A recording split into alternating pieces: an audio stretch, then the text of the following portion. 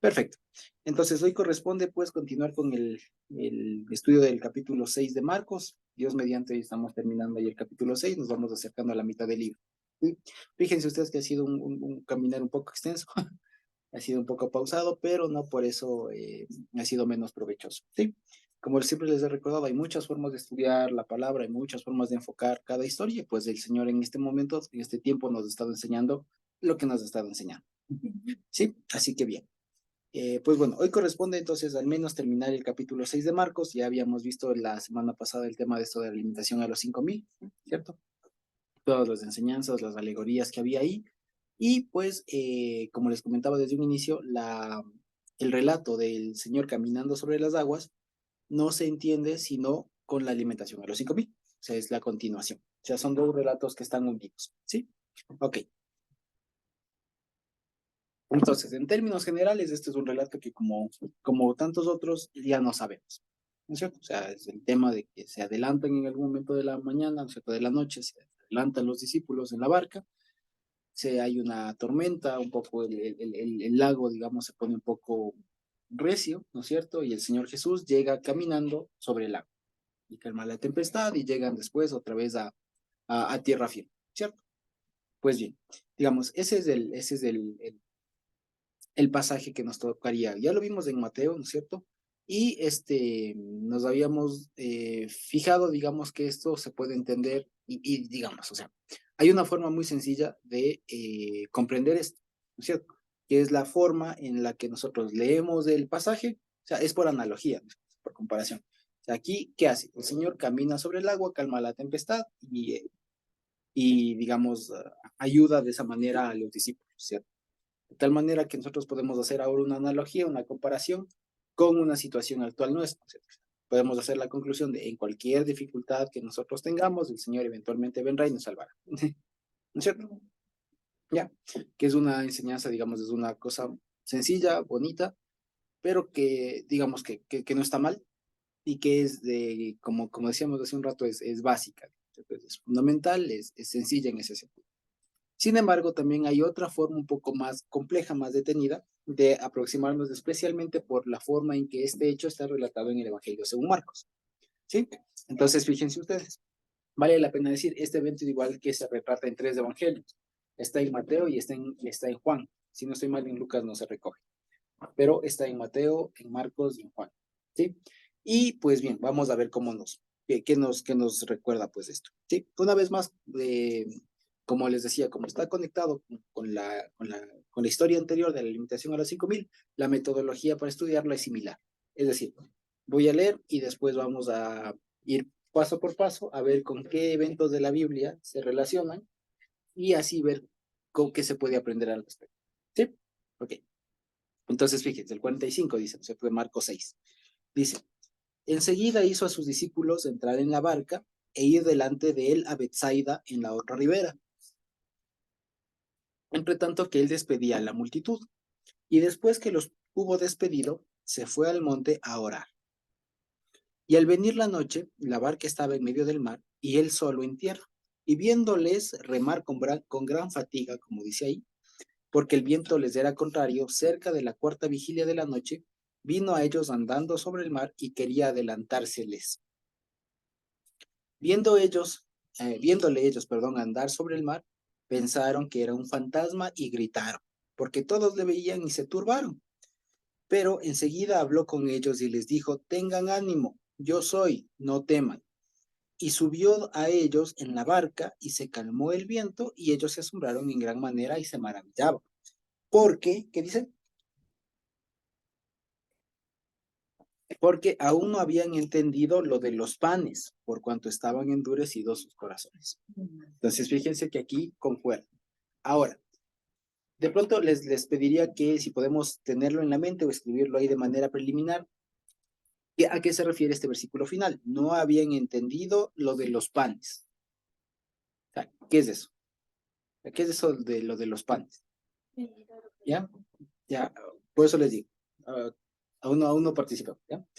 ¿Ya? Porque, digamos, lo que ahorita pasa es una reiteración de lo que enseñó también a través de los panes, ¿sí? O sea, es lo mismo. Esto es como un refuerzo, esto es como un feedback, como si es una retroalimentación que hace el Señor Jesús, especialmente a sus discípulos, de lo que ya pasó. ¿Sí? Ahora bien, entonces fíjense ustedes, vamos versículo por versículo, ¿sí? Primero nos dan un contexto que introduce pues a esta historia, ¿no es cierto? Enseguida hizo a sus discípulos entrar en la barca e ir delante de él a Betsaida.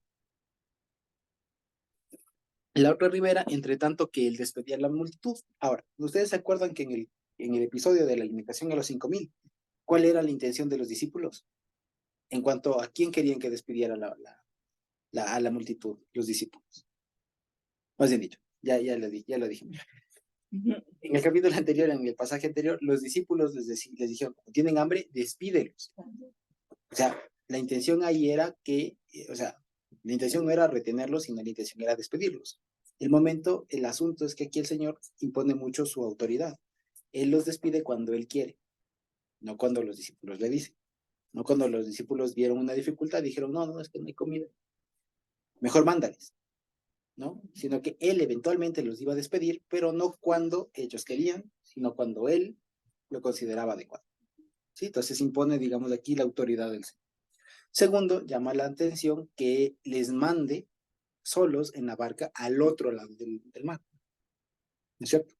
Porque ¿cómo es eso posible? Llama la atención. ¿Cómo es eso posible? El Evangelio según Juan lo adapta, digamos, y hace y cuenta que en cambio los discípulos se fueron por su cuenta, digamos, solos, y después Jesús les iba siguiendo. Pero en cambio aquí Marcos todavía pone el énfasis en que el Señor le dice, ay, como decir, adelántense, yo sabré cómo voy. ¿Ya? Entonces, bueno, el asunto, independientemente de quién haya sido el que detonó esto, según Marcos es el propio Señor, ¿cierto? El asunto es que se van lejos. ¿Sí? Entonces, primero, aquí ya vamos viendo que aquí el tema central es la voluntad del Señor, o sea, los designios que Él tiene. ¿Ya? Fíjense, y una vez más, en el capítulo anterior, la voluntad del Señor sí era, o más dicho, aquí se corrobora que eventualmente sí el Señor los despidió, o sea, se despidió de la gente, los dijo ya vayan en paz, vayan, ¿no es cierto? Pero no fue cuando los discípulos quisieron, sino cuando Él quiso. ¿Ya? Ahora bien, se entiende que esto sería un poco ya más de noche, ¿no es cierto? Que les despide. Se van los discípulos en la barca, ¿no es cierto? A Betsaida, en la otra ribera, entre tanto que les pedía la multitud. Ahora, dice, y después que los hubo despedido, se fue al monte a orar. ¿Sí? Y aquí hay una cosa todavía un poco más interesante, porque fíjense ustedes, y es una pregunta que es muy lógica.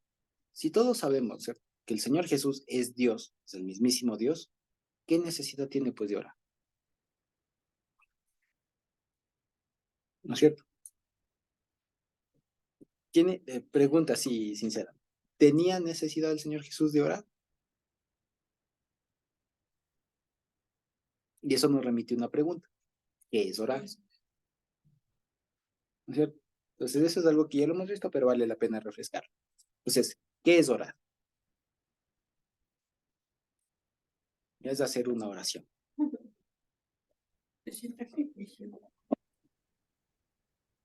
Entrar en ¿Qué? juicio delante del Señor. Exactamente, entrar en juicio delante del Señor. Básicamente es hacer un ejercicio de tomar fuerzas. Sirve para, ¿no? Digamos, la respuesta que da Dianita no responde a la pregunta de qué es, sino para qué sirve, ¿cierto? O cuál es uno de sus efectos, ¿cierto? Pero no necesariamente es, uno también recibe fuerzas cuando lee la palabra y demás, ¿cierto? Pero en específico, ¿la oración para qué es? Uno digamos, la forma más general de entenderla es una forma en la que uno se mete a hacerse, por decirlo así, una autocrítica, pero delante del Señor. Ya por eso es el tema de entrar a juicio. Es hacerse una autocrítica, es un esfuerzo reflexivo, ¿ya? Que una persona hace delante de Dios, especialmente para reconocer los errores. Por eso el tema de entrar a juicio. Pero no solo. La septefila también refiere el hacer recuento de las cosas buenas y dar gracias. Entonces no solo es entrar a juicio como pedir perdón, sino también es recordar las maravillas, porque es todo el ejercicio reflexivo que hace la persona cuando está delante del Señor. ¿Ya? O sea, no es solo que yo oro cuando digo, Señor, perdóname, me equivoqué, tal, ¿no? El orar, la oración, ya les digo, quédense con esto, tiene una perspectiva muy autocrítica, muy reflexiva. en eso, ¿sí? De hecho, precisamente en hebreo, cuando uno lee la palabra, que le traducen como oración, está en un edificio verbal que es el itpalel, sí, itpael, que es la forma con la que se indica que una actividad es reflexiva o recíproca, ¿sí? Entonces, en hebreo, cuando uno dice, vaya a orar, se dice, ani olech leitpalel, yo voy a orar, ¿sí? Leitpalel. Ahora, itpalel, está el verbo palal, que es juzgar, pero está en forma reflexiva. O sea, literalmente diría, voy a juzgarme. O sea, pero también sería como que voy a ser juzgado. ¿Ya? O sea, porque es un tema, nadie se juzga a sí mismo. Siempre un juicio, digamos, implica una autoridad. Cuando dice yo voy a juicio, implica que voy a tener un contacto con el juez. ¿Me explico? ¿Ya? Es como, por ejemplo, el verbo guerrear. En hebreo también es reflexivo. Es nilham. ¿Por qué? Porque uno nunca se pelea solo. Siempre se pelea con alguien. Cuando se plantea la guerra, se hace con alguien. Entonces, siempre se hace en términos reflexivos. O cuando alguien escribe una carta, por ejemplo. El verbo escribir una carta en hebreo se escribe en forma nifal, que también es otra forma reflexiva, es niktav, que es cuando uno se escribe, pero uno no se escribe a sí mismo, uno se escribe con el otro y es una actividad recíproca. Este verbo es también recíproco, porque uno, el palel, que traducen como orar, es recíproco porque uno no se juzga a mí mismo. Exacto, uno acude a juicio, o sea, es el verbo que refiere a toda la actividad, ¿sí? Ya, pues es bien reflexivo. Sí, entonces quedamos con eso. Entonces es una acción muy de autocrítica, si se quiere, utilizando términos actuales, de autocrítica, de reflexión, que nos lleva tanto a reconocer los errores como las grandezas del Señor. ¿Sí? Así de sencillo. Entonces eso es lo que uno hace cuando ora. Entonces fíjense que nosotros decimos, ¿no? De manera muy común, hermanos, oremos, o cuando alguien dice, hermano, ore por mí, ¿me explico? Uno entiende como de pidiendo en mi nombre, como de pidiendo en mi nombre. Pero lo que deberíamos estar pensando es, ponga mi causa, ayúdeme a poner mi causa delante del juez, para que me haga justicia. ¿Se da cuenta? Entonces, por eso, si ustedes se dan cuenta, siempre que algún hermano cuenta alguna situación, siempre he utilizado esto, ¿no? Hermanos que han puesto su causa delante de nosotros, para que nosotros elevemos y ayudemos en esa manera, de una manera muy pedagógica de decirlo, ¿no? Cojamos la causa del hermano y la presentemos al juez, que haga justicia. Si es sanidad, si es, o sea, ¿ya? Que haga juicio, que haga justicia en ese sentido. ¿Sí? Entonces, fíjense que es diferente. Exacto, que es diferente la perspectiva. Entonces, no es una sola ayude pidiendo, ¿no? Deme pidiendo, como decimos aquí en Quito. Deme dando, deme pidiendo. No es solo, es más bien ponga mi causa, ayúdeme poniendo mi causa delante de eso. Pongamos juntos mi causa, mi problema delante de eso. ¿Sí? Ahora, teniendo eso, una vez que hemos visto qué es esto, ¿cierto? De juzgar, todo aquello, la pregunta, retomemos la pregunta inicial, ¿no es cierto? ¿Tenía el Señor necesidad de Leipalel?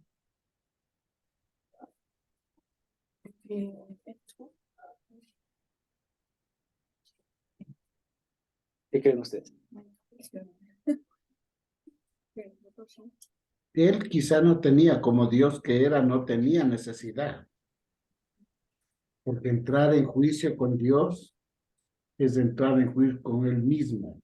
Exactamente, no tiene Entonces, sentido. Él no tendría necesidad, porque Él es Dios, Exacto. pero para efectos pedagógicos, para efectos de enseñanza, para efectos de que nosotros tengamos esa conciencia de que nada podemos hacer sin Él, de que siempre es necesario tener esa conexión con Dios, Él lo hizo, para que su pueblo pueda ver que si es necesario estar en íntima conexión con nuestro Dios.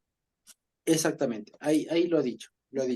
El tema es cierto, Dios, Jesús, no tiene la necesidad de orar, no tiene. Es decir, que cuando lo hace por métodos, por dos razones. O sea, lo hace por una razón pedagógica. ¿Ya? Ahora, fíjense ustedes, hay una cosa ahí que está entre líneas. ¿ya? Ahora para nosotros es muy fácil decir pida perdón y lo hacemos orando. Pero en esa época, ¿cómo se hacía? A Más través de alto. sacrificios. Exactamente. Entonces no había Se este hacía tema de... sacrificios, no había aquello de que voy a orar para pedirle que Dios me perdone. Exactamente. Debía comparecer en el templo ante los sacerdotes y ofrecer lo que establece la ley de Moisés, Exactamente. Muy los bien. debidos Entonces, sacrificios. ajá, exactamente. Entonces, fíjense ustedes. Entonces, no sé si nos damos cuenta de lo que está pasando ahí. El hecho de que antes de que el Señor muera, alguien se presente, pedagógicamente hablando, directamente a juicio ante Dios, ¿qué implica?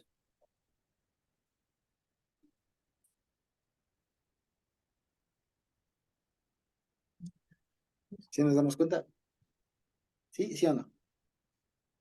¿Sí? A ver, una vez más. Normalmente, si hemos dicho en cierto que la oración, entre otras cosas, para poner causas delante del Señor, ¿cierto? Ahora, en principio, el Señor Jesús no tendría esta necesidad de poner sus causas delante de sí mismo, ¿cierto?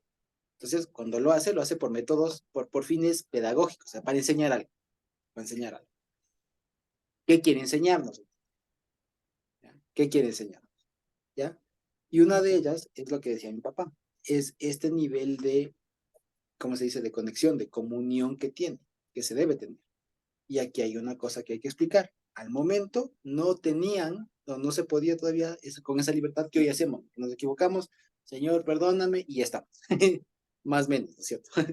¿Ya? Sino que en esa época había otro procedimiento, un poco más largo, que sacrificio, que ¿no es cierto?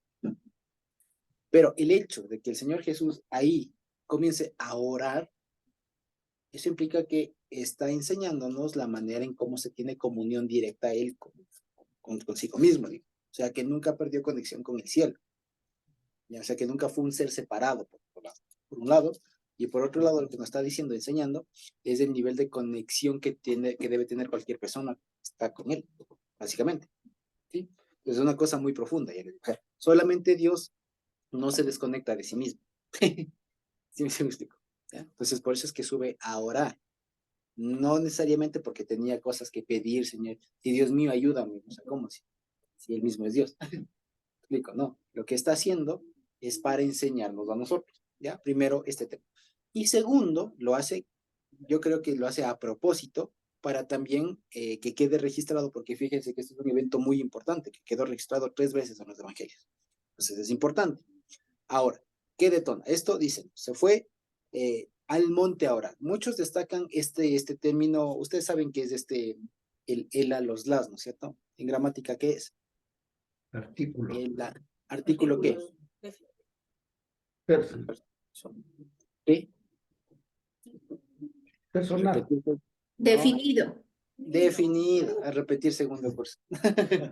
Sí, un artículo definido, ¿no es cierto? O sea, no es lo mismo decir subió a un monte que subió al monte. Entonces, muchos cuando dicen esto, se supone que es que había un monte en específico al que el Señor Jesús prefería ir, ¿ya? Y que también esto de subir al monte, ¿a qué les recuerda? ¿Qué dos personajes Moisés. recurrían a un monte? Moisés, ¿Y Moisés, quién? Josué, Ajá. No, otro que estuvo en un monte igual y en el mismo casualmente. No, Elías, sí. Elías, cuando pasó esto del terremoto, y la voz menuda y callada, ¿no es cierto? Moisés y Elías. Entonces, fíjense una vez más, esto evoca una vez más la figura de Moisés y Elías en el mismísimo Señor Jesús, que se retira al monte ahora, independientemente de cuál haya sido, ¿no? ¿Ya? Ok. Ahora fíjense ustedes. Y dice, y al venir la noche, la barca estaba en medio del mar y él solo en tierra. ¿Ya? Ahora fíjense ustedes, como habíamos visto, hagámonos cuenta que el mar de Galilea, en realidad, como les había dicho, no es un mar, es un lago. No es muy grande, es un lago, ¿ya? Es un lago medianito, digamos, ¿no es cierto? Y, sin embargo, sí da para navegar un buen trecho, digamos, ¿sí? Entonces, fíjense, y aquí es lo que ya pasa esta fase de la introducción. ya nos ha dicho, y ahora comienza a contarnos ya el núcleo de la historia. Y dice, y viéndoles remar con gran fatiga, ¿ya? No sé si de pronto tenemos alguna otra traducción de cómo dice este versículo 48. Ujú. Solo esta primera parte, y viéndoles remar con gran fatiga. En la madrugada vio que los discípulos hacían grandes esfuerzos para remar. Hacían grandes esfuerzos para remar. Muy bien. ¿Alguna otra? ¿Por ahí?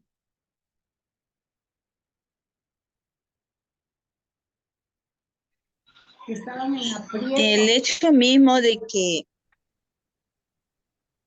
¿Perdón? ¿Sí? el viento le era contrario, hacía perder más fuerza, más vigor. Ellos necesitaban más fuerza para poder vencer el viento contrario, ese viento fuerte.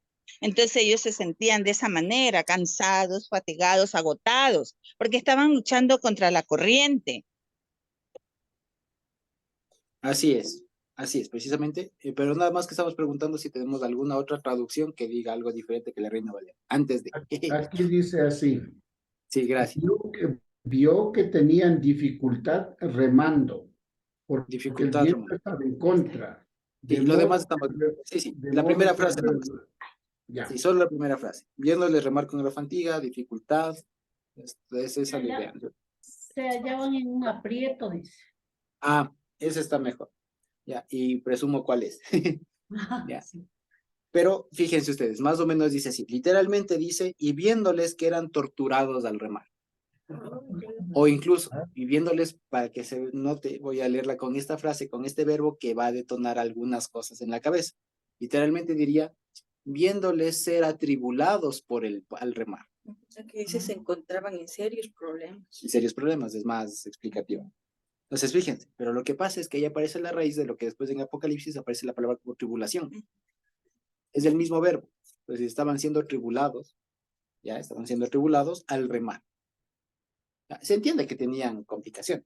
Ya, no hace falta ser teólogo para saber eso, ¿no? Que con el gran mar, con el viento en contra y todo lo demás, digamos, se necesitaba un gran esfuerzo físico. Pero digamos, si nos fijamos en las palabras que utiliza el que escribió Marcos, ¿no es cierto? Para describir la acción, tranquilamente pudo haber dicho, no, se les hacía complicado, como ponen las traducciones, ¿cierto? Era difícil, ¿cierto? Era complicado.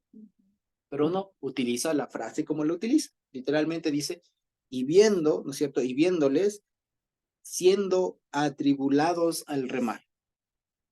¿Ya? Ya les digo, pudo haberlo dicho de otras maneras como lo ponen las traducciones, pero utiliza estas frases. ¿Ya? Ahora vamos a ver, entonces ya les digo, esta frasecita, este verbo seguramente detona un montón de cosas. Dice, porque el viento les era contrario, cerca de la cuarta vigilia de la noche, ¿ya? Vino a ellos andando sobre el mar y quería adelantárseles. ¿Ok? Entonces vamos por partes. Y aquí está vamos a decir, el quid del asunto. Ahí está el meollo, ahí está, vamos a decir, ahí está la pelotita. ¿Sí? Ahí está la papa. Entonces dice, fíjense. Ahora, pregunta, ¿en qué puntos geográficos están cada uno de los personajes de esta historia? Mejor hagamos como en literatura. ¿Quiénes son los personajes de esta historia? ¿Quiénes son? ¿Quién es el personaje principal? Jesús. Muy bien. ¿Los personajes secundarios? Los discípulos. Muy bien. Ya, perfecto. Ahora, ¿en dónde está Jesús? El personaje principal, ¿en qué ambiente, en qué situación está? ¿En qué lugar? Antes de comenzar el 48. ¿En dónde está? En tierra. Y los discípulos a la mitad. Y los discípulos en mitad del mar, ¿cierto? Ahora, ¿qué dice el 48? Viéndoles. Viéndoles. Viéndoles. No, ¿qué pasó? Que ellos se empezaron a desesperar por llegar a Jesús. No. ¿Quién les vio? ¿Quién vio a quién? El Señor les vio desde tierra que estaban remando, les vio desde el mar. Ahora, fíjense ustedes. El Evangelio de Juan dice que estaban como más o menos haciendo la conversión a 5 a 6 kilómetros de distancia. Ya, ahora, estamos en la madrugada. Es de noche, está oscuro. Físicamente es posible ver a alguien en la mitad del lago con una tempestad encima desde la tierra. Muy difícil. Acá dice que era aproximadamente las 4 de la mañana. Las 4 de la mañana, exactamente, la cuarta vigilia. Cuarta vigilia, cuatro. 3, 4 de la mañana es oscuro.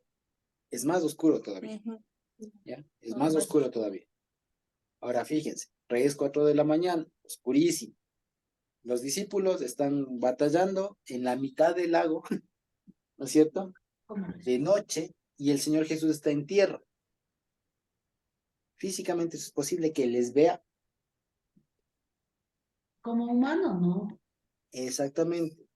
No es posible. ¿Ya? Entonces fíjense que por eso quería hacer énfasis en esto, porque a veces se pasa muy rápido.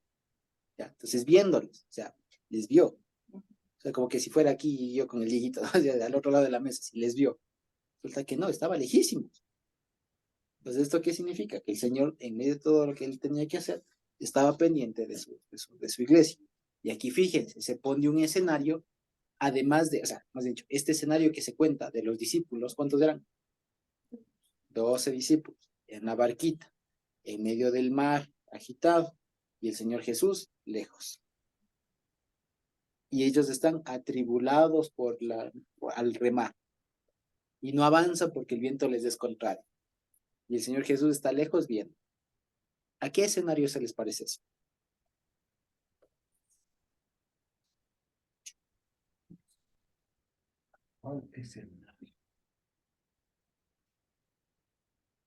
Vamos viendo, ¿a quiénes representan los 12 apóstoles? ¿O qué representan? Entre tantas cosas. Israel, Bien. las dos. Exactamente. Cuando Exactamente. cuando pasaban el mar. Más o menos, sí, puede ser uno el paso del mar, pero hay otra que es más concreta. Es porque acuérdense que precisamente, por eso les decía que es la continuación y es el refuerzo de la historia de los panes, porque acá ya terminó con la gran cena y todo lo demás, ¿cierto? Entonces, cuando viene acá, resulta que de alguna manera recuenta eso y les dice que va a haber un momento en el que él les va a decir, váyanse al otro lado del mar. Ya vamos haciendo clic. Pregunta, ¿qué suele representar el mar en la Biblia? El mar, las aguas. ¿Qué suele representar? Las naciones. Muy bien, las naciones, el mundo, lo que no es tierra. ¿Ya? ¿Qué es la tierra? ¿Qué significa o qué simboliza la tierra en la Biblia? Lo que no son las aguas. ¿Y qué son las aguas? Lo que no es tierra. ¿Cierto? ¿Y qué es la tierra? A ver, por contraste, si el mar son las naciones, ¿la tierra qué es? Israel. La tierra. Israel. ¿No es cierto? La tierra. Ahora fíjense, el Señor está en la tierra, o sea, está lejos de las naciones, y Jesús mismo les manda a sus discípulos a que vayan al otro lado del mar, ¿cierto? Mientras él va. ¿A qué le suena eso? Mientras ¿A qué le suena? las casas de Apolo que fue No, ¿a qué le suena? la gran comisión. Exactamente, la gran comisión. Es el momento en el que les dice, ahora sí, vayan y a predicar. Se van solos. Entre tanto que yo voy. O sea, el tiempo que ahorita estamos viviendo. ¿Ya? Les mandó solitos los discípulos mientras yo despido a la gente. O sea, mientras yo tengo mis asuntos, el Señor se fue a hacer sus cosas. Obvio, sus cosas en el sentido de sus cosas para el reino, ¿cierto? Se fue a hacer eso él. Y después les dijo a los discípulos, ustedes vayan, no se preocupen. Y es más, les manda de noche. Entonces, fíjense que hay un simbolismo muy fuerte. Ya, porque la noche es de lo contrario al día, la día es lo divino, ¿no es cierto? La noche es de este mundo. Entonces les manda a los discípulos en medio de la noche a cruzar el mar. ¿Sí me explico? Entonces es eso, es la gran comisión. Es el momento en el que el Señor le dice, vaya, mientras yo me ocupo de las cosas que yo tengo que hacer, ustedes vayan. No se pueden detener. ¿De acuerdo? Se van. ¿Qué pasa en la mitad del mar? La tribulación. O sea, y no me refiero a este término teológico que se hizo de la tribulación, sino los problemas que hay cuando la iglesia está queriendo avanzar por comisión del Señor. ¿Qué pasa? Los vientos van a ser contrarios, el mar se va a agitar, las naciones, todo va a ser en contra, ¿no es cierto? llámese familia, llámese trabajo, sistema educativo, político, lo que sea, va a haber oposición, de cualquier forma, ¿cierto? Y esto fíjense que muchos resaltan que a la vez este Evangelio de Marcos está dirigido, nunca nos olvidemos, ¿a qué tipo de iglesia? ¿Recuerdan? ¿A qué tipo de iglesia fue dirigido Marcos? ¿O a qué iglesia histórica? ¿Quiénes fueron los primeros que leyeron esto? ¿Quiénes fueron? ¿Se acuerdan? ¿Se acuerdan en qué época fue escrito este libro? ¿Recuerdan? A su pueblo, al pueblo de Israel, Sí, claro, pero a los quiénes discípulos. en específico. Claro, pero ¿a quiénes? ¿Se acuerdan que habíamos dicho que este libro se escribe básicamente cuando Jerusalén puede haber sido estado sitiada si no había destruido el templo? Es un momento de gran tribulación, Los de gran esparcidos. persecución. Ahora fíjense ustedes, lo emotivo que habrá sido recordarles que los discípulos de una manera muy representativa, estaban viviendo o habían vivido ya un momento así, en el que estaban sin el Señor y estaban peleando contra todo, contra vientos y mareas, literal. Entonces fíjense ustedes, es un momento muy simbólico esto, más allá del tema de todo aquello, ¿no es cierto? Lo que está viendo aquí es que el Señor les envía a sus discípulos a bregar el mar solos, a cruzarse el mar solos, mientras él va, y se enfrentan con una dificultad que no les deja avanzar. ¿De acuerdo? O sea, eso es lo que de alguna manera todos hemos vivido. ¿No es cierto? ¿Ya? Pues clarísimo hasta ahí. Ok. Entonces, fíjense ustedes. Entonces, clarísimo con eso, ¿cierto? Entonces, ahí podríamos hacer una alegoría. El viento les era contrario, ¿no es cierto? Entonces, el viento vendrían siendo los pensamientos, el ruaj. Los rujot les eran contrarios, los vientos, los ánimos, las doctrinas les eran contrarios, no les dejan avanzar, ¿no es cierto? El mar también. Y dice, fíjense, cerca de la cuarta vigilia de la noche. Ahora, esta forma de dividir el del tiempo, perdón, es romana. Los romanos dividían la noche en 4 vigilias, como decir en 4 porciones, en 4 secciones, ¿ya? De 3 horas más o menos cada una, ¿sí? 12 horas de noche, 3 por 4, 12. La cuarta vigilia era la época, como le decíamos, que era la hora o la sección más oscura de la noche, que precisamente, ¿por qué se dice que es la época más oscura de la noche? Una bonita alegoría con eso. Exacto, porque está más próxima a amanecer. Entonces, más oscuro cuando más cerca está el amanecer. Entonces, fíjense que también está la alegoría.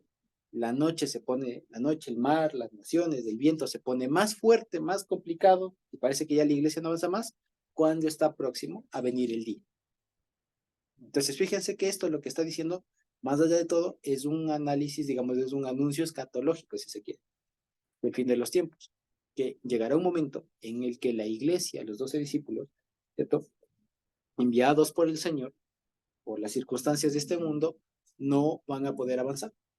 Sin embargo, y están sin el Señor, eso es lo más simbólico, están sin el Señor, pero el Señor desde lejos les ve y no se hace locos. No, sí puede.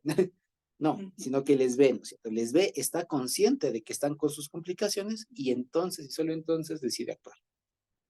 Entonces, fíjense que es muy bonito, ¿ya? Entonces, fíjense que esto es algo interesante también porque aquí muchas veces nosotros le llamamos a Dios Padre, ¿no es cierto? Es bonito decirle al Padre, pero a veces en realidad, digamos, depende, digamos, un poco complicado, digamos, un poco inusual referirse al Señor como Padre, porque resulta que es ambiguo, o es vaga, digamos, en el sentido de que no hay un concepto único de Padre, porque cada uno de nuestros papás es diferente. No hay una única forma de definir la figura paterna, ¿cierto? Los roles, lo que hace y todo lo demás es muy distinto, varía mucho, ¿cierto? Y cada padre, cada papá actúa de manera diferente, según las circunstancias y todo lo demás. Pero fíjense ustedes, aquí precisamente el Señor actúa en forma de padre. ¿En qué sentido? Y es como deberían actuar nuestros padres y como deberíamos actuar nosotros ya siendo padres, ¿no es cierto? Y fíjense, ¿en qué momento actúa el Señor Jesús? ¿A la mínima? ¿O cuando realmente no puede? Fíjense que esto es una enseñanza muy fuerte incluso para nosotros.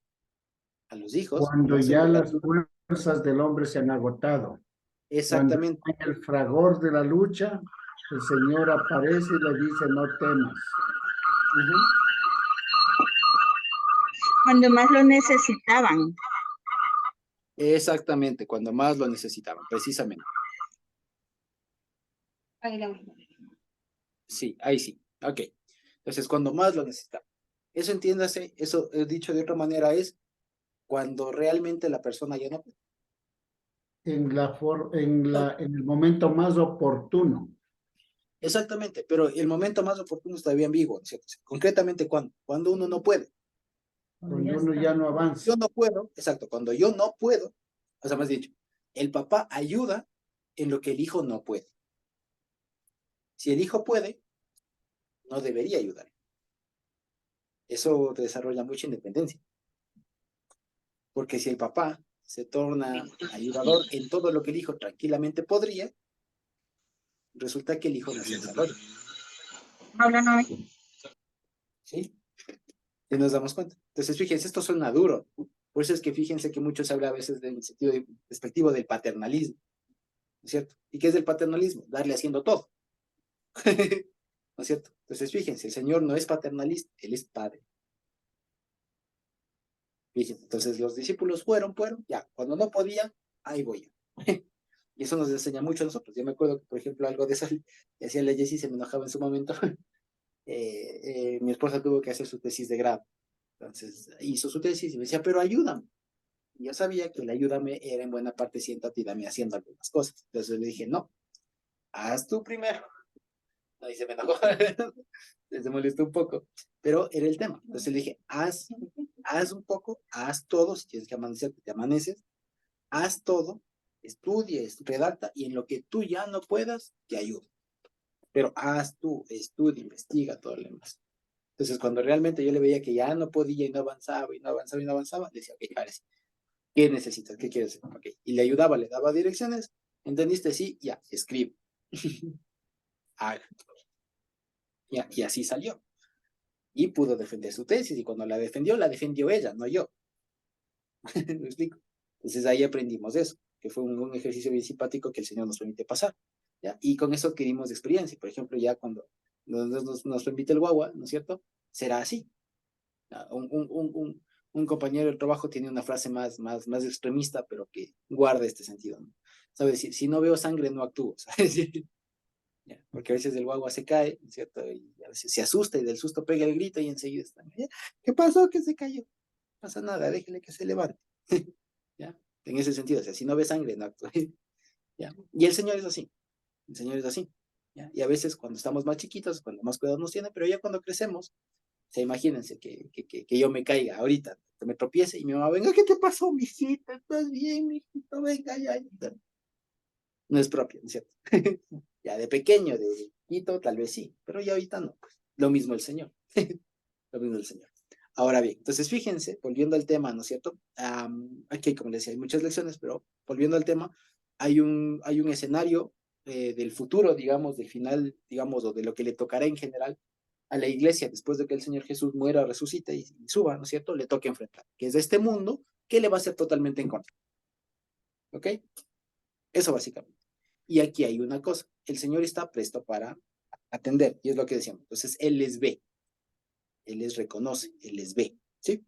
Y dice, viéndoles, está consciente de todo esto, ¿cierto? Cerca de la cuarta vigilia de noche, que decíamos que era la hora más oscura y porque está más cercana al amanecer, ¿no es cierto? Dice, vino a ellos, y aquí viene una frase que es complicada. Físicamente es imposible, ¿ya? Vino a ellos andando sobre el mar.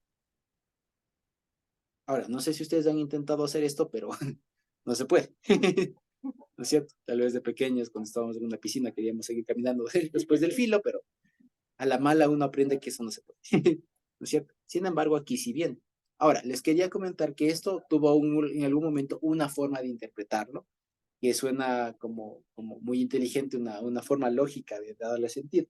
Y lo que decía es que la forma como está redactado daba como incluso para entender que cuando él vino caminando sobre las aguas, lo hizo pero caminando sobre las aguas de la orilla. ¿Ya? Entonces vino, claro, caminando sobre las aguas, pero no por agua profunda, sino por la orilla. Pero el asunto es que eso choca con que los otros están en medio del mar. ¿Y Entonces, qué dice que pasa? y que pasa y todo, ¿no? Así que quiere adelantarse. Entonces no cuadra. Pero para que fijémonos, ¿no? Que sí, nunca faltará el que quiere hacerlo de una forma muy lógica y a veces forza las cosas. ¿Cierto? Entonces, pero había esa explicación. Cuando dice ahí caminando sobre el mar, pero en la orilla. ¿Ya? Porque ahí sí todos caminamos sobre el mar. De alguna manera. ¿No es cierto? ¿Ya? Pero aquí no, en realidad fue caminando. ¿Sí? Fue caminando. Y dice, y aquí, si volvemos a ver en las traducciones de pronto, sería bueno, solo esta última frase. ¿Cómo dice? En la Reina Valera ponen, ¿no? Y quería adelantárseles. ¿Ya? ¿Cómo ponen de pronto en alguna otra versión? Quería pasarles de largo, Quería pasarles de largo, precederlo. precederlo. ¿Perdón? Y quería llegar a ellos. Quería llegar a ellos. ¿Ok? ¿Alguna otra?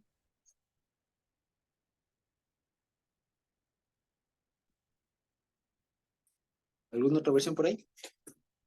Solo esta última parte que pone y quería adelantárseles. ¿Tenemos por ahí? Será guiarlos. Así dice la traducción.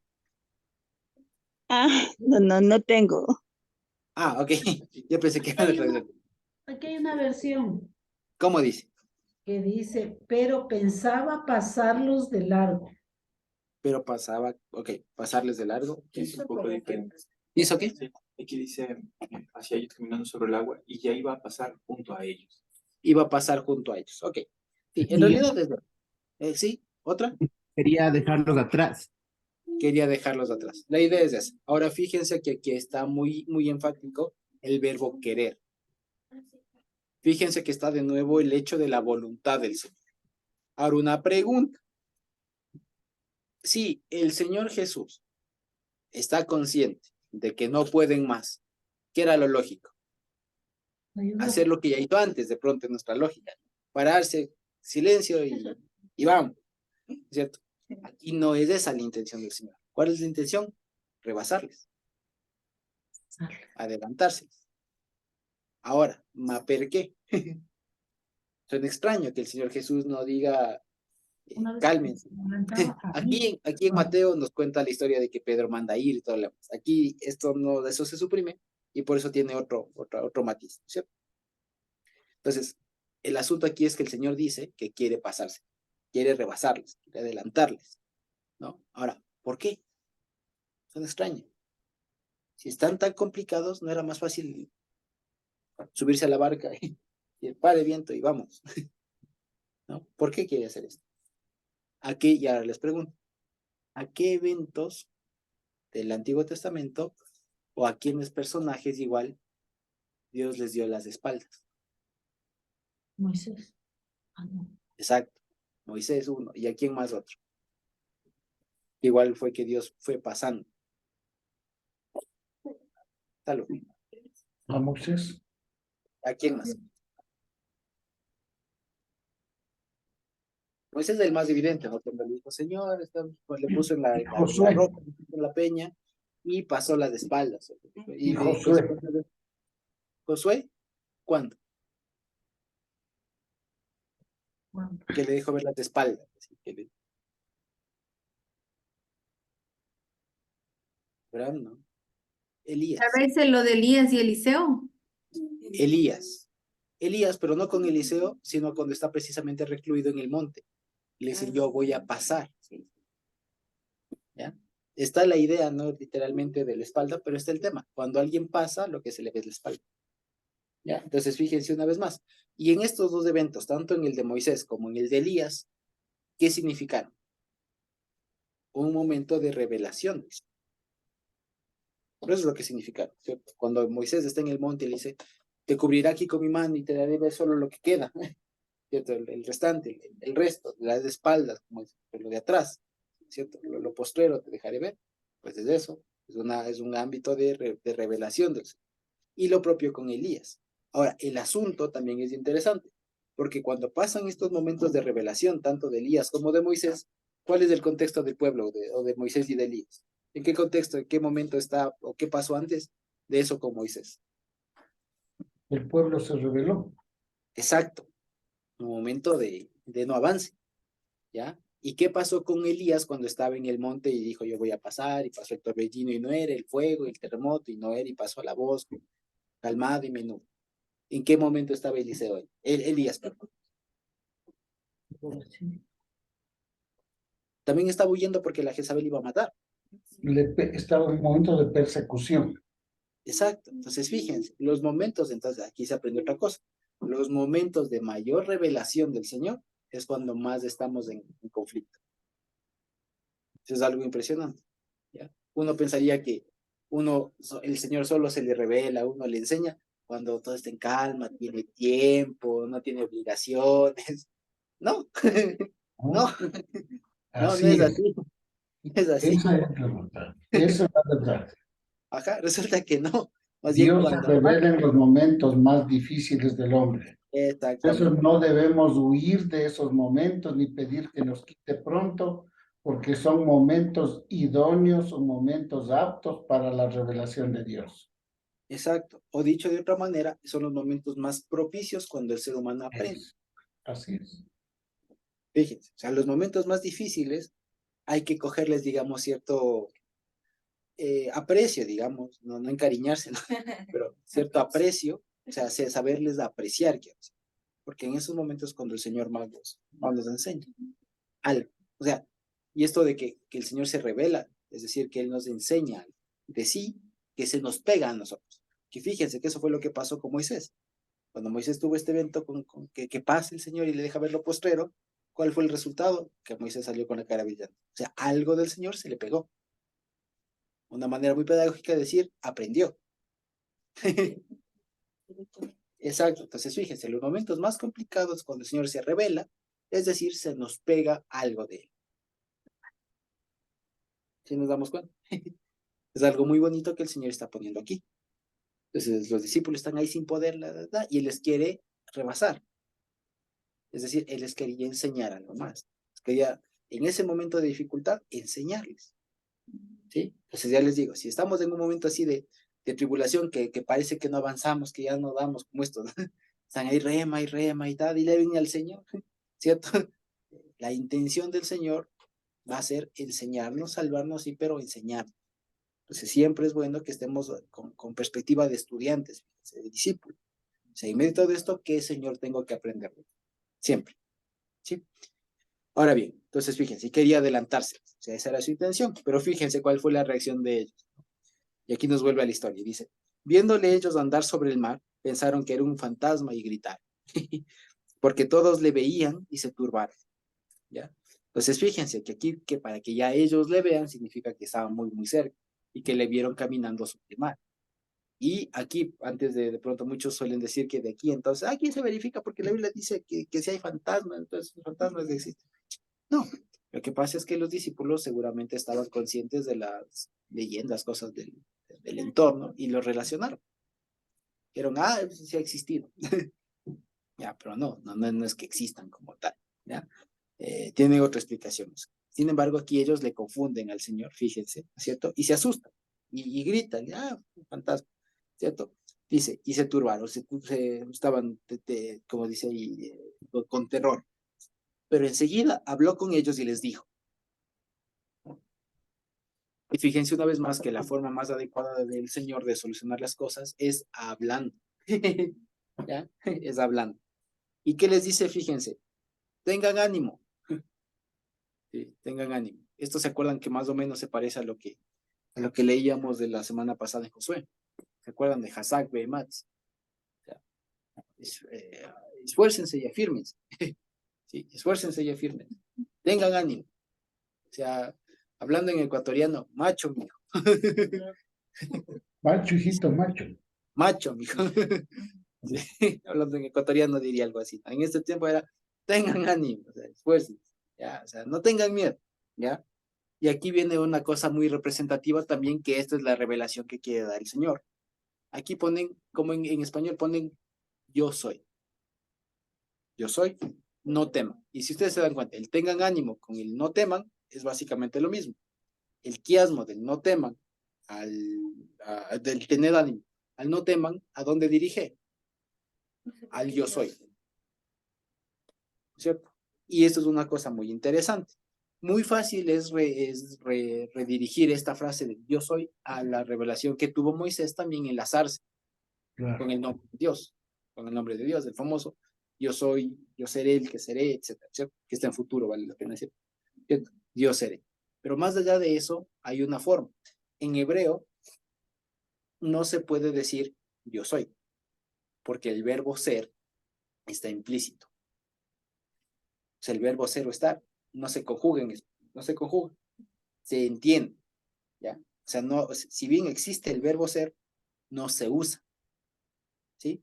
Sino que simplemente está implícito. O sea, si yo quiero decir, yo soy Josué, no digo yo soy Josué, digo yo Josué. Se sobreentiende. O sea, diría Ani Josué. ¿Sí? Yo Josué, pero se entiende yo soy Josué. Ahora, la pregunta es, ¿cómo se dice en español? ¿Cómo se dice en hebreo entonces yo soy? ¿Ya? Y hay una forma. La forma es Ani Hu. Así es, o sea, literalmente es yo soy él. Hay otra forma también. Simplemente decir Ani Kan, o sea, yo estoy aquí. También es otra forma. Pero la forma más sencilla es decir Ani Hu, o sea, yo soy él. Una cosa extraña, como que porque se preguntaran ¿quién es Josué? Anihu, o sea, yo soy él. Ya, más o menos así, es como se piensa en hebreo. Entonces aquí cuando él dice Anihu, fíjense que habría una respuesta implícita a quién es. ¿Quién eres? ¿Sí me explico? Entonces fíjense una vez más, la revelación entonces que les quiere de nuevo dar a los discípulos no es otra, sino que Jesús es él. ¿Sí me explico? O sea, Jesús es Dios. ¿Ya? Por si les quedaba duda. ¿Ya? Entonces, fíjense que aquí se hace un quiasmo, un sanduchito bien bonito, ¿no es cierto? Se hace un sándwich bien bonito. Con el, tengan ánimo, un pan, ¿no es cierto? El otro pan es, no teman. Básicamente es lo mismo. ¿Y qué es del jamoncito, el queso? Es, yo soy él. Entonces, fíjense, lo que le da sentido al sándwich es conocer que el Señor Jesús es Dios. Él es él. Fíjense, ¿sí? A eso va todo. Y dice, y subió a ellos en la barca. Entonces, fíjense, que la respuesta, digamos, de esto un poco negativa de los discípulos es lo que genera que el Señor no se adelante, que les quería adelantar. Y finalmente la respuesta de los discípulos lo que genera es que el Señor suba a la barca, calme el viento, ¿no es cierto? Y se asombra. Entonces, fíjense, aquí en cambio nos vuelve a la tierra y nos dice en cambio aquí como un mal ejemplo, digamos, como ejemplo de lo que pasa cuando no se hace lo que se tiene que hacer. ¿Ya? Porque lo normal era que los discípulos en principio se contengan, sean fuertes, no tengan miedo, vean quién era y le vean al Señor Jesús pasar. Porque si el Señor Jesús venía caminando y le reconocían, en vez de atemorarse y decir, todo lo demás, perder los estribos, y verle que el Señor Jesús va caminando, ¿qué era la respuesta lógica de ellos? Pues esto se calma, vamos, de él. Hay que seguir remando. ¿Ya? Pero en cambio ellos pierden el control, y el Señor Jesús otra vez detiene el tema, se sube, calma, y ellos van más asustados que no. ¿Sí me explico? Entonces esto termina enseñando lo que pasa cuando no se está en onda. Por eso es lo que dice, porque aún no habían entendido lo de los panes. Es decir, ¿qué se entiende con lo de los panes? Que Jesús es Dios. Que Él es el que orquesta, como se suele decir, él es el que hace, Él es el que ejecuta todo el tema desde Pesach, la resurrección, todo aquello. Eso es. Eso es lo que se aprende a través de la alimentación a las 5,000. Y esto de Jesús camina sobre el mar. ¿Ya? Y ellos no lo entendían porque sus corazones todavía estaban duros. Es decir, aún no habían terminado, por así decirlo, de nacer de nuevo, lo cual es todavía un poco paradójico. Que ellos terminan de nacer, digamos, nacen de nuevo, cuando le ven al Señor Jesús resucitado. ¿Ya? Porque hasta ahí huyeron. Le cogen al Señor Jesús y salen corriendo. ¿Cierto? Le capturan y todo lo demás. Entonces, fíjense, de eso va esto sobre el agua. Entonces, fíjense que hay muchas cosas que se puede seguir aprendiendo, ¿cierto? Pero básicamente eso. O sea, lo que está en el centro de la historia es que nos ratifiquemos de una vez por todas que el Señor Jesús es Dios. Sin más, ¿ya? Y ya esto, especialmente a nosotros, que fíjense, ahorita el Señor Jesús no está con nosotros físicamente. Sabemos que Él nos está viendo. Y también es una cosa bien bonita, que en los momentos en los que estemos complicados, que parece que la barca no avanza, que se está rema y no se avanza, no creamos que el Señor Jesús no nos está viendo, porque no le sentimos ahí. Lo que pasa es que el Señor Jesús no quiere, digamos, en ese sentido, darnos haciendo, sino que seguramente quiere pasar por delante para enseñarnos algo. ¿Así? ¿Sí más? ¿Sí? Bien, entonces terminemos el capítulo 6, ¿ya? Dice el 53. Terminada la travesía, vinieron a la tierra de Genesaret. Y aquí hay un problema, porque ¿a dónde se iban ellos? En el 45 dice que iban a Betsaida, pero aquí terminan en tierra de Genesaret. Genesaret es la forma griega de traducir Kineret. Kineret es el mar del Kineret, que es el mar de Galilea. ¿Por qué se llama Kineret en hebreo? Porque viene de la palabra kinor, que es un arpa, una lira. Y si ustedes ven cómo es el mar, el mar es como una cosita así que parece una lira, ¿ya? Entonces por eso se llama Kineret. Entonces no fueron a dar en Betsaida. En Betsaida llegan mucho más adelante, si no estoy mal, en el capítulo 11. Llegan recién a Betsaida, ¿ya? Aquí llegan a otro lado. Y dice, y arribaron a la orilla. Y saliendo ellos de la barca, enseguida la gente le conoció, y recorriendo toda la tierra de alrededor, comenzaron a traer de todas las partes enfermos en lechos a donde oían que estaba. Y donde quiera que entraba, en aldeas, ciudades o campos, ponían en las calles a los que estaban enfermos, y le rogaban que les dejase tocar siquiera el borde de su manto, y todos los que le tocaban quedaban sanados. ¿Sí? Y esto es como un resumen, ¿no es cierto? Un resumen que cierra este apartado de un viaje misionero del Señor, básicamente. Sí, que comenzó capítulos atrás, justamente antes de, fíjense ustedes, antes de, ¿dónde está? Sí, antes del capítulo 3, fíjense ustedes. Entonces, del capítulo 3, perdón, del capítulo 3 hasta el capítulo 7, hasta el capítulo 6 que hemos leído, todo eso es como decir un viaje misionero que hace el Señor, ¿sí? Fíjense ustedes, porque si volvemos un ratito al capítulo 3, versículo 7, dicen, fíjense, pero Jesús se retiró al mar con sus discípulos y le seguía gran multitud, ¿cierto? De un montón de lados, y dijo a sus discípulos que tuviesen siempre lista la barca a causa del gentío. ¿Se acuerdan que pasamos ya por ahí? Y después comienza precisamente con los 12 apóstoles, la casa dividida y un montón de cosas más. Y acá termina precisamente todo este pasaje, antes de cambiar de tema, que ya es cuando se va a enfrentar con los fariseos y entra en temas doctrinales, digamos, termina con un resumen, digamos, como comenzó todo este capítulo, este largo pasaje, ¿sí? Entonces, fíjense, hasta aquí hemos llegado a una muy buena parte, ya entrado en digamos, en el libro de Marcos. Lo que sigue son algunas cositas, digamos, respecto de unas cosas teológicas, si se quiere, ¿no es cierto? Y ya va encaminándose, en cambio, hacia el final del libro, que básicamente tiene que ver con la crucifixión del Señor y su resurrección. ¿Sí? Básicamente eso. Entonces, de esa manera hemos terminado, bendito Dios, el capítulo 6 de Marcos, ¿sí? Solo nos faltan 10 capítulos. ¿Sí? Eso. Entonces, no sé si tenemos alguna pregunta, algún comentario. ¿Sí? Que no nos desesperemos cuando estemos en crisis, cuando estemos en pruebas, cuando estemos en una situación complicada, porque el Señor ha dicho al final de Mateo, yo estoy con vosotros todos los días hasta el fin del mundo. Es una garantía que nos da de saber que en los peores momentos Él está con nosotros. Así es. Amén. Amén. Entonces, dicho eso, bendito Dios.